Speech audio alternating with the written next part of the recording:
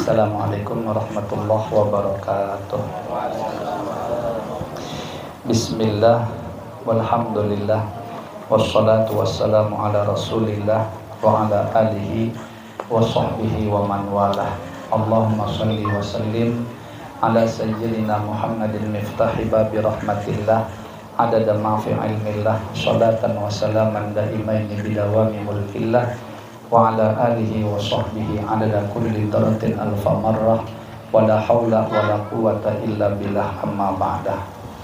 Para tetua, para sesepuh yang hadir yang sama-sama kita muliakan, begitu pula Bapak Ketua beserta pengurus yang juga sama-sama kita muliakan, Sohibul Baik beserta seluruh keluarga dan seluruh jamaah yang hadir, yang mana semuanya saja kita doakan mudah-mudahan senantiasa diberikan Allah panjang umur, sihatin wa afiyah di dalam ketaatan kepada Allah Subhanahu wa taala. Allah mudahkan seluruh urusan-urusannya, Allah kabulkan segala hajat baiknya, Allah lancarkan rezekinya yang halal dan thayyiban, Allah istiqamahkan menapak di jalan yang diridhai oleh Allah dan Rasulnya, dan mudah-mudahan semuanya beserta seluruh keluarga senantiasa dilimpahkan Allah keberkahan hidup lahir batin dunia dan akhirat. Amin ya rabbal alamin. Kita akan menyambung keistiqomahan pelajaran kita sampai halaman 183, bujur ya, yaitu makalah ke-22. Wabil isnadil ladzi yattasilu ilal musannif rahimahumullahu ta'ala wa nafa'ana bi ulumihim wa anwarihim asrarihim wa nafahatihim fid dharain, amin. Bismillahirrahmanirrahim. Maqalah ke-22. An Syaqiqi al-Balkhi annahu qala alaikum bi khamsi khisalin fa'maluha u'budullaha biqadri hajatikum ilaihi wa khudhu minad dunya biqadri umrikum fiha wa adnibullaha biqadri taqatikum ala adabi wa tazawwadu fid dunya biqadri muksikum fil qabri wa'malu lil jannati biqadri ma turiduna fiha al maqama. Syekh atau Imam Syaqiq al-Balkhi radhiyallahu anhu berkata, ujar beliau, bagimu ada 5 hal, maka kerjakanlah seluruhnya. A atau yang pertama, beribadahlah kepada Allah seukuran kebutuhanmu kepada Allah. Beribadahlah kepada Allah seukuran kebutuhanmu kepada Allah. Jadi kita disuruh mengkadar-kadar sendiri kebutuhan kita kepada Allah itu seberapa. Yang jelas kalau orang yang ma'rifat pasti akan menyadari kebutuhan Allah itu sangat banyak dan tidak terbatas. Artinya kebutuhan kita kepada Allah itu selawasnya, karena kita pasti selalu berada di dalam kebutuhan kepada Allah Ta'ala. Nah, jadi seakan-akan kalau diukur dengan ibadah kita, mestinya ibadah kita pun kayak gitu juga, harus sebanyak-banyaknya ya, harus selama-lamanya. Kenapa? Ya karena itulah kadar kebutuhan kita kepada Allah. Kalau ada yang merasa kebutuhan kepada Allah itu tak banyak, hanya sedikit dan terukur waktunya, tidak selamanya, berarti pasti nanti akan beribadah pun sekadar gitu juga, seakan-akan ya tak banyak, sedikit, seperti itu. Itu tandanya yang bodoh sebenarnya. Nah, tanda dia tidak mengenal bagaimana kedudukan dia dengan Allah Subhanahu wa ta'ala, apalagi merasa tak butuh kepada Allah, lebih parah lagi ya. Nah, tidak ada satupun di antara kita ini yang tidak membutuhkan Allah Subhanahu wa ta'ala, muhtajun ilaih, karena sifat kehambaan kita tuh selalu butuh kepada Allah. Nah, kita rasakan aja sendiri dalam kehidupan sehari-hari. Satu, ini sebenarnya singgungan lah nih, atau bahasa apa ya bahasanya kalau dalam ilmu balaghah itu. Intinya karena kita tuh sudah menyadari bahwa kita selalu butuh Allah dan selama-lamanya pasti akan seperti itu, maka seakan-akan singgungannya selama-lamanya lah kita harus beribadah kepada Allah dan dibanyak-banyakkan sesuai dengan kadarnya tadi. Nah, kemudian yang kedua atau B, ambillah dunia, harta seukuran usiamu di dunia. Nah, ini sebenarnya satu nasihat juga, yaitu kan kita sadar bahwa usia kita di dunia ini tak lawas. Berarti kalau mau berusaha, mencari duit, yang kita bisa mengkadarnya seberapa yang kita dapatkan, cukuplah sekira-kira yang kita dapatkan itu untuk menjadi bekal kita dalam hidup ini. Misalnya kita katakan seukuran umumnya usia kita sebagaimana yang diisyaratkan oleh junjungan kita Rasulullah SAW, a'maru ummati ma baina sittin wa sab'in, ya. Umur umatku itu kata Rasulullah SAW kisaran antara 60-70 tahun. Berarti kalau ibaratnya sekarang nih kita berusia 40 tahun, kita ambil yang bilangan paling tinggi aja, misalnya 70, itu kan kalau sampai, berarti kan masih ada sisa 30 tahun dari sekarang, karena usia kita sekarang 40. Nah, lalu kita giat mencari duit, kita ukur dengan seberapa kebutuhan hari-hari kita, apalagi kalau misalnya kita tuh tergolong orang yang berhasil, wah punya aset miliaran misalnya. Nah, kita ukur aja miliaran itu, kalau umpama kita ongkang-ongkang, tidak perlu bekerja, nah, dapat tidak mencapai di angka 70 tahun tadi. Sekira-kira memang dia punya aset sampai, nah berarti udah usah lagi berhemat begawi. Nah, cukup seada-adanya. Nah, santainya ini digunakan untuk berbekal, buat kepentingan akhirat. Mestinya begitu, jangan berhemat pula juga masih pegawai juga.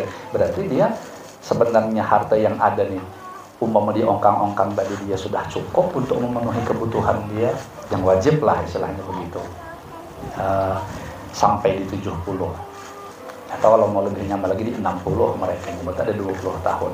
Kenapa dia perlu memporsir waktu dan tenaganya untuk masih nambah yang efek sampingnya nanti pasti akan menterbengkalaikan kepentingan akhirat dia. Nah, itu berarti dia kalah di dalam memanage waktunya gitu. Lain kalau diukur ternyata tidak ada punya simpanan kayak gitu, model-model kayak macam pasaran kita nih lah. Artinya memang mau tidak mau setiap hari kita harus bekerja. Nah, silahkan, tidak ada larangan. Yang penting kan bekerjanya dengan cara yang cantik, yang bagus. Nah, ujar ulama itu macam mana pekerjaan yang bagus, sudah kita bahas dahulu, yaitu pekerjaannya harus halal. Nah, kemudian jangan sampai dalam menggeluti pekerjaan itu menjadikan kita melanggar aturan Allah, kayak ninggalkan kewajiban, ninggalkan sholat dan lain sebagainya. Dia tidak sempat lagi misalnya pergi pengajian, nah, itu kalah berarti dia memanage itu untuk mencari kepentingan dunianya. Nah, jadi yang cerdas gitu istilahnya tuh, bekerja silahkan untuk menutupi kebutuhan, menjaga harga diri kita supaya punya sifat ifah, terjaga daripada sifat meminta-minta, itu maksudnya, atau sifat mengemis. Syukur-syukur nanti kalau memang betul-betul dapat kelebihan itu dipergunakan untuk bermain kesunahan, ziarah misalnya, dan lain sebagainya, yang nolong orang, nolong keluarga, nolong tetangga. Nah, kemudian yang C, berbuat dosa kepada Allah, artinya berbuat dosalah kepada Allah seukuran kemampuanmu menahan siksa Allah. Nah, ini kan singgungan lagi nih, artinya sama dengan kita tuh dilarang berbuat dosa. Nah, bahasanya kalau mau berbuat dosalah, silahkan, asalkan kau kuat menahan siksa Allah. Ya jelas pasti kita tidak akan pernah bisa kuat menahan siksa Allah itu. Nah, kalau sudah tahu tidak ada kuat, berarti tinggalkan, seakan-akan seperti itu, ya. Kemudian yang D atau yang keempat, siapkanlah perbekalan di dunia seukuran kamu tinggal di dalam kubur. Ini jelas nasihat nih, jelas, karena kita tinggal di alam kubur nih, tidak tahu, tapi pasti berbatas.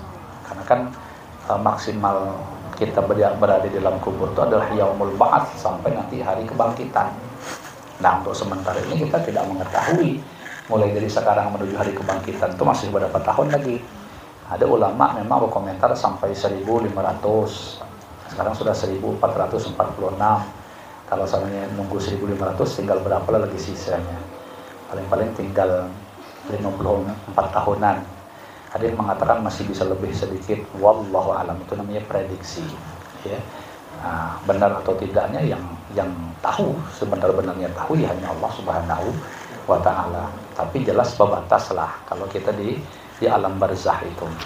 Nanti kalau sudah masuk surga atau masuk neraka, kalau kita orang yang beriman masuk surga insya Allah, nah itu sudah ada lagi bahasa berbatas. Nah, jadi di sini beliau lagi-lagi menyinggung kita supaya karena tidak diketahui batasan ada di alam kubur itu berarti banyak-banyak berbekal ya. Karena kita aja kalau sudah punya prediksi waktu sekian-sekian, kayak orang berangkat haji itu 40 hari, waktu pasti dihitungnya sudah, ini kira-kira baju sekian yang dibawa, nah, kalau duit sekian yang dibawa. Nah itu cuma 40 hari, apalagi di alam kubur itu jelas tahunannya ya. Untuk sementara ini ya, untuk sementara ini dulu dalil yang paling ringan aja kan, walaupun hadisnya seingat saya dhaif itu, yaitu selagi nama Allah masih disebut di dunia ini, maka Allah akan menunda kiamat itu selama 40 tahun. Nah, itu seakan-akan kalau berlandaskan hadis itu, ya berarti kiamat masih lebih 40 tahun lagi lah dari sekarang. Soalnya masih banyak lagi yang nyebut Allah, dan masih banyak yang sembahyang, masih banyak yang berzikir, masih banyak. Karena memang termasuk keterangan yang ada itu, kiamat itu memang terjadi sama sekali tidak ada satu orang pun lagi yang ingat sama Allah Subhanahu wa ta'ala. Karena memang rata-rata orang kafir itu sudah yang ada, orang Islam matian sudah berdahulu. Nah secara logika kalau masih ada aja kehidupan di dunia ini, berarti masih ada kehidupan juga di alam barzah ya, masih ada, belum kiamat lagi berarti. Kemudian yang terakhir, yang ke atau yang kelima, dan beramallah untuk surga sesuai dengan tempat yang ingin kamu tuju. Surga itu kan ada tingkatannya, ada derajat.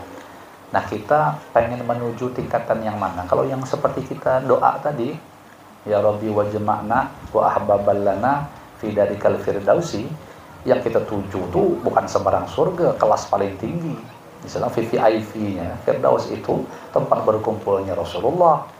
Nah itu muntung kita berdoa macam itu mantap apa tidak? Ya maksudnya kalau memang itu surga yang kita tuju, berarti disuruh harus banyak-banyak beramal. Karena untuk mendongkrak bisa naik sampai ke sana itu bukannya murah. Jadi sesuaikanlah. Seakan-akan tuh kalau betul-betul lillahi ta'ala kita mengejar surga Firdaus bukan berarti mustahil. Walaupun orang sekelas kita sadari dosanya banyak, tapi bisa aja hikmah atau harapan cita-citanya tinggi. Memang betul-betul ingin targetnya mencapai surga Firdausnya. Cuman itu tadi seakan-akan ya tolonglah sadar diri, diimbangilah dengan amalnya. Jadi orang-orang yang kelas VIP itu macam mana orang mau nonton konser? Kan pasti ada kelas VIP-nya. Pasti bayarannya mahal. Kalau macam konsernya siapa namanya, artis yang mungil tuh, badannya kecil tuh, Inces siapa? Nah Syahrini itu 25 juta tiketnya. Iya betul ya. 25 juta kalau mau duduk kursinya persis di depan panggung dia. Ternyata banyak yang memborong tiket itu. Hebat juga dalam hati seorang Indonesia nih ya. Nah artinya seakan-akan kita nih ukur kemampuan ekonomi kita dalam kondisi seada-adanya macam ini, kira-kira terkejar dak mau dapat tiket duduk di depan macam itu 25 juta. Bukan mustahil, bisa aja. Kali aja memang dia berhikmat, berusaha mendapatkan duit sekadar untuk bisa nonton Syahrini tadi di depan.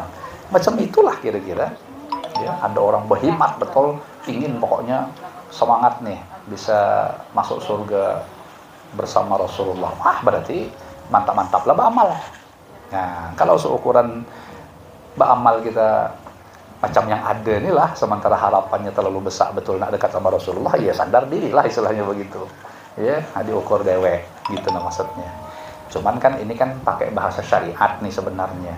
Karena hakikatnya kan masuk surganya bukan karena amal kita. Nah, tetapi bagaimanapun Allah Subhanahu wa taala memasukkan kita ke dalam surga itu semata-mata dengan rahmatnya.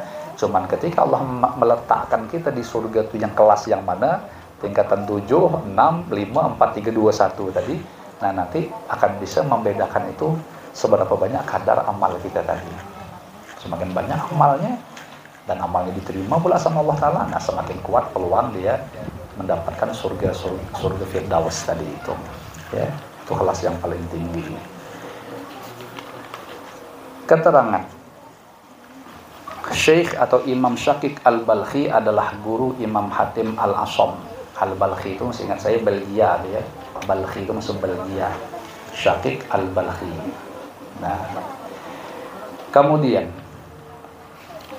makalah ke-23 tambahi satu lagi. Qala Umaru radhiyallahu anhu ra'aitu jami'al akhillai falam ara khalilan afdala min hifdzil lisan wa ra'aitu jami'al libasi falam ara libasan afdala minal wara wa ra'aitu jami'al mali falam ara malan afdala minal qanaah wa ra'aitu jami'al birri falam ara birran afdala minan nasihah wa ra'aitu jami'al at'imati falam ara ta'aman alladda minas sabri. Wah, ini bagus nih bahasanya. Ya, jadi pakai bahasa kiasan semua itu. Sayyidina Umar radhiyallahu taala anhu mengatakan, atau satu, aku memperhatikan semua teman-teman. Nah, kan kalau bahasa teman-teman pasti akan kita katakan itu manusia, ya kawan-kawan kita. Tapi tidak ada teman yang lebih utama kecuali yang dapat memelihara lisan. Artinya, tidak ada teman yang lebih utama itu adalah memelihara lisan kita. Jadi arahnya ke kita dewek gitu nah maksudnya. Teman yang paling, ini kita banyak punya teman nih. Nah, semua teman kita perhatikan banyak semua. Ada yang akrab, ada yang ya biasa-biasa saja. Ini kan tentu arahnya ke manusia tadi. Nah, ternyata ujar Sayyidina Umar, kawan yang paling baik untuk diri aku sendiri itu adalah menjaga lisanku sendiri. Nah itu, itulah kawan yang paling bagus. Kita bisa menjaga lisan kita. Itulah yang harusnya kita jadikan teman kita. Ya, kalau kawan banyak-banyak kita dewek tidak bisa jaga lisan kita, pasti akan memudaratkan kepada kehidupan kita. Logikanya begitu. Nah yang kedua atau B, aku memperhatikan pakaian. Nah kan kita pakai, pasti kita akan menuju bahasa pakainya baju ini. Nah, tapi aku tidak melihat pakaian yang lebih utama kecuali wara. Artinya baju yang paling bagus untuk dipakai oleh diri kita sendiri adalah sifat kewaraan. Sifat wara itu apa? Sifat wara itu menjaga diri dari yang haram atau yang syubhat. Jadi kita jauhkan diri kita daripada perkara yang haram dan syubhat. Nah itulah sebagus-bagusnya pakaian kita. Ya seakan-akan memang betul kita punya pakaian yang mahal-mahal, ya. Sementara kita tidak punya sifat wara. Apa untungnya pakaian yang kita pakai? Tidak ada gunanya.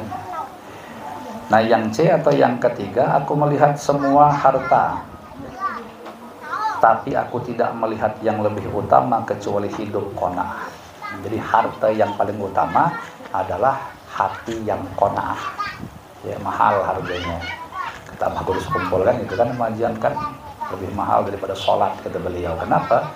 Karena sholat kalau kita kerjakan sementara hati kita tidak qanaah, tidak merasa puas atas pemberian yang telah Allah berikan kepada kita, maka sholat kita tidak ada bernilai. Ya karena ketika kita tidak puas dengan pemberian Allah yang sedikit itu, ya itu seakan-akan sama dengan kita tuh memprotes Allah Subhanahu wa taala. Tidak ada puas, karena tidak ada puas pasti memprotes. Ya, tidak terima.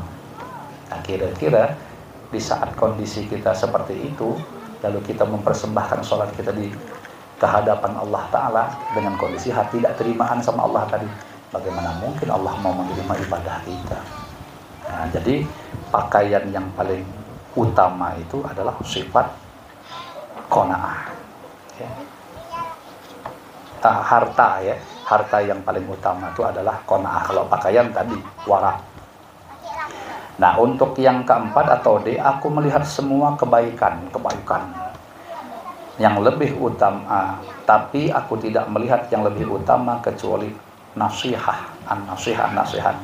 Kebaikan itu banyak. Sedangkan nasihat ini kan sudah dibahas dahulu. An-nasihah atau nasihat itu adalah maksudnya menginginkan orang lain selalu berada di dalam kebaikan. Itu nasihat namanya. Itu bisa aja melakukan kebaikan satu-satu ya.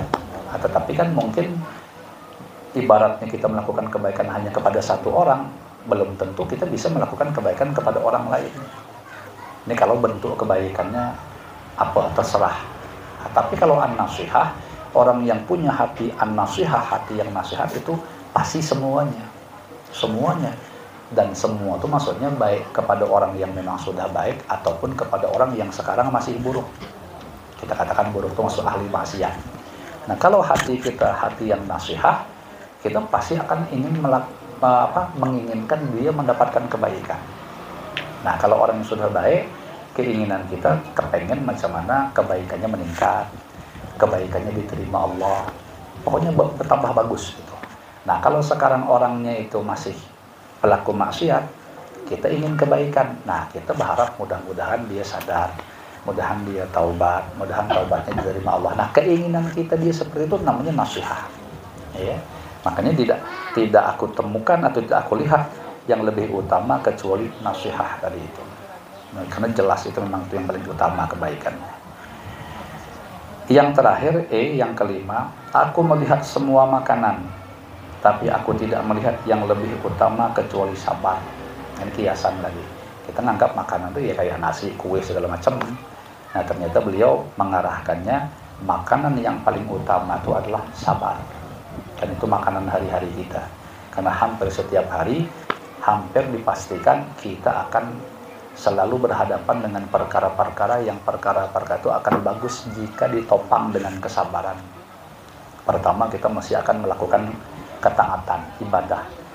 Tidak ada ibadah itu menjadi baik kecuali sabar. Nah, cek aja deh, ini contoh nih, seperti pengajian nih. Kalau tidak ada sabar, nggak boleh. Ini sabar, sembahyang, nggak sabar. Coba kalau tidak sabar sembahyang, pasti bisa ditinggalkannya.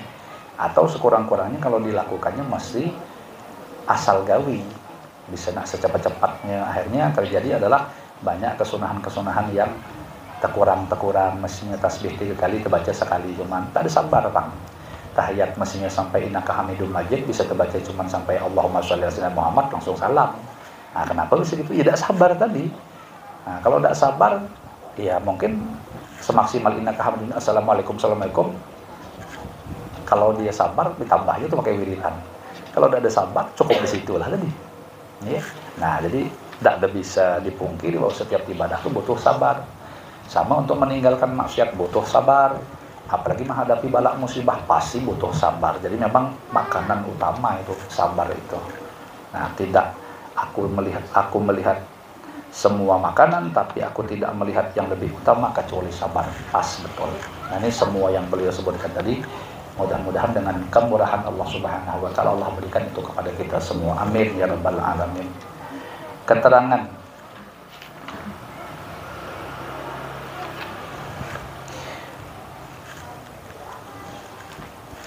pengertian wara menurut Imam Ibrahim bin Adham radhiyallahu anhu adalah sebagai berikut. Tarku kulli syubhatin amma tarku ma la yanfa'uka fahuwa tarkul fudulat. Meninggalkan semua hal yang diragukan kedudukan hukumnya, syubhat maksudnya. Apakah termasuk halal atau haram atau syubhat. Jadi meninggalkan perkara syubhat itu namanya wara. Jadi yang syubhatnya dijauhi, apalagi yang haram. Itu jelas sudah. Nah, syubhat artinya samar. Adapun meninggalkan sesuatu yang tidak memberi manfaat adalah fudul, berlebih-lebih, ya. Boleh juga bisa disebut dengan zuhud. sebenarnya untuk pengertian meninggalkan sesuatu yang tidak memberi manfaat atau yang maksudnya itu yang melalaikan. Ini perkara boleh, tapi melalaikan. Nah itu kalau kita tinggalkan, zuhud namanya, termasuk fudul dari berlebih. Ya. Perintah wara adalah sabda Nabi dari sahabat Abu Hurairah radhiyallahu anhu sebagai berikut: kun wara'an takun a'badan nasi. Jadilah orang yang wara, tentu engkau termasuk orang yang paling baik dalam beribadah di antara orang yang suka beribadah. Oh betul. Ya.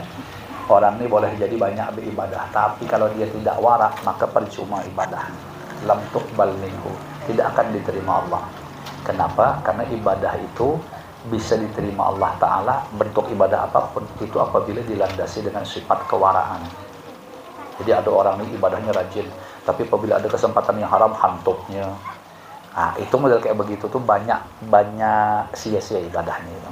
Banyak tak ada bernilai lah bahasa kasarnya. Ya. Kenapa? Ya karena itu tadi dia tidak mewarakkan dirinya.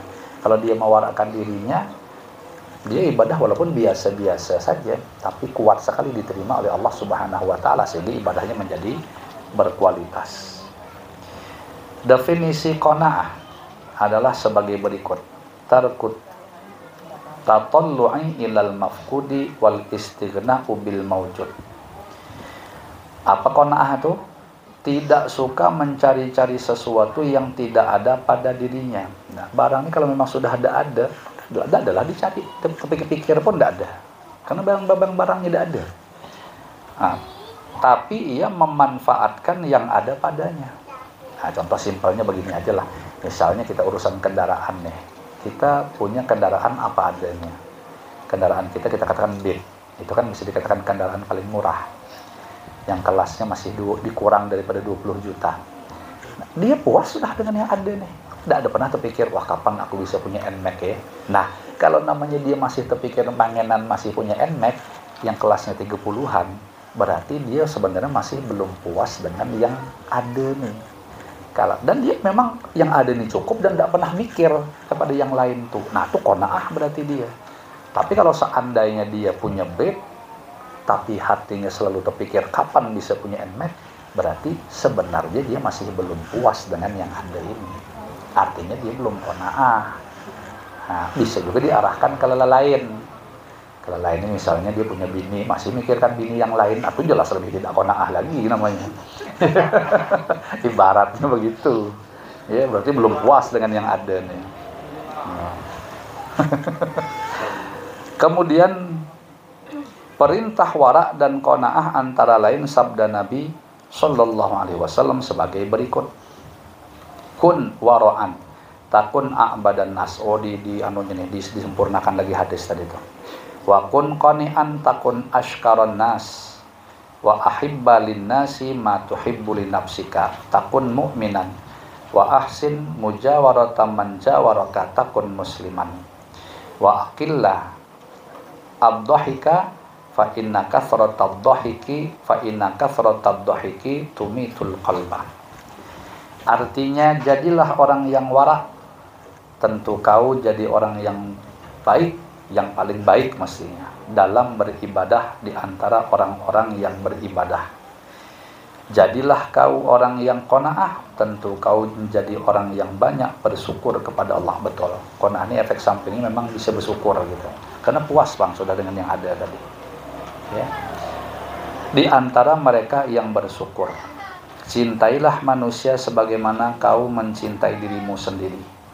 Tentu kau menjadi orang mukmin yang sempurna. Betul, orang mukmin sempurna itu adalah dia kepengen orang lain mendapatkan kebaikan sebagaimana kebaikan itu ingin dia dapatkan juga. Artinya macam mana dia pengen dapat, macam itu orang pun mudah-mudahan dapat. Kalau tidak ada sempurna, macam mana yang baik-baik kita dapat, nah yang lain nanti terserahlah. Nah, seakan gitu. Itu berarti belum sempurna lagi keimanan kita. Karena masih ada bahasa kita kepengen nak lebih daripada orang, ya. Nah, kemudian berbuat baiklah dalam hidup bertetangga kepada orang yang menjadi tetanggamu. Tentu kau menjadi orang muslim yang baik. Jadi tolak ukurnya itu seakan-akan macam mana penilaian tetangga kepada diri kita. Kalau mereka baik, nah insya Allah itu berarti kita bertetangga dengan baik. Gitu. Ya. Kalau orang banyak takalluh sama kita, berarti kita menjadi tetangga yang buruk, logikanya begitu. Dan kurangi tertawa, karena sesungguhnya banyak tertawa itu menyebabkan hati mati. Kalau hati mati itu udah ada lagi merespon. Kebaikan tidak jambar, kemudarat pantun apabila disurungi kemudorotan macam ancaman-ancaman, tidak ada juga tidak jauhi, itu dah kode mati hati.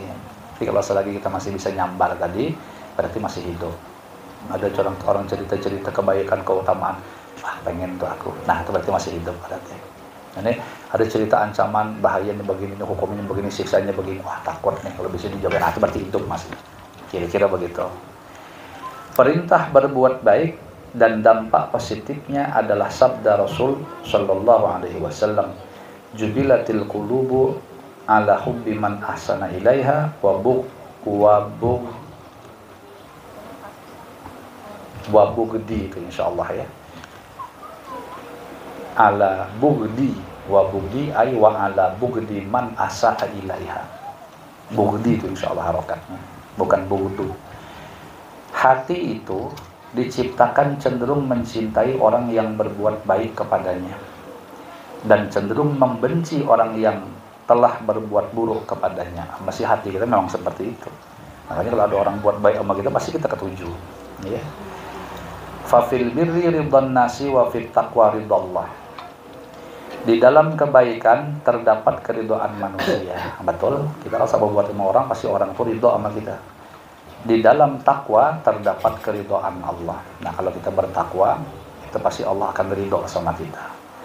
Keterangan rukun sabar ada 3. Habsun nafsi anis sukhti bil qada, wa habsul lisani anil qauli as-sayyi, wa habsul jawarihi anin nahwi. Apa tuh? Nahwi latmin. Lam, betul ya? Latmin. Wa syaqi jaibin wa siyahin wa taswidi wajhin. Nah, ini mantap nih kalau bisa diamalkan. Rukun sabar ada 3. A atau 1, mengendalikan diri dari kebencian terhadap qada yang jelek yang menimpa dirinya. Nih, kita tertimpa sesuatu yang tidak nyaman. Nah, mampu tak kita mengendalikan diri kita? Ini kayaknya ke arah hati. Maksudnya mengendalikan diri itu mengendalikan hati kita untuk tidak benci dari takdir Allah yang terasa tak nyaman. Jadi macam mana supaya ketidaksukaan itu tidak ada. Ya, kalau kita tidak sukanya itu tidak ada, ya berarti seakan-akan kita sabar jadinya. Jadi kalau ada ketika kita tertimpa sesuatu yang tak nyaman, lalu timbul hati kita tak suka, timbul rasa berat, berarti kita belum sabar lagi pakai hati kita. Yang kedua, mengendalikan lisan dari ucapan yang jelek. Artinya ketika tertimpa yang tak nyaman tadi, macam mana reaksi lisan kita? Istirja kah, inna lillahi wa inna ilaihi rajiun, atau diam saja kah? Atau Allah Allah, atau mungkin dia karena tidak ada kuat tadi nyandangnya, akhirnya tak keluar sumpah serapah, tak keluar caci maki, respon dari sesuatu yang dialami yang tak nyaman tadi itu. Nah, kalau ungkapan lisannya sudah tak keluar yang buruk, tandanya dia tak sabar. Nah, yang terakhir, mengendalikan anggota badan dari memukul, menyobek-nyobek baju, mencoreng muka, dan sebagainya ketika marah. Nah, artinya kalau dia sabar, tentu tidak akan melakukan hal yang seperti ini. Paling dia berdiam, istilahnya begitu. Ya. Tapi kalau seandainya ketika tertimpa sesuatu yang tak nyaman, tadi langsung mukul-mukul, nyobek-nyobek, mencoreng-coreng muka, dan sebagainya, itu tandanya dia tidak sabar. Logikanya begitu juga. Makalah ke-24, wallahu a'lam bisawab. Mudah-mudahan yang kita kaji walaupun hanya seada-ada ini dijadikan oleh Allah Ta'ala menjadi ilmu nafi', manfaat berkah dunia akhirat untuk kita semua. Amin ya rabbal alamin.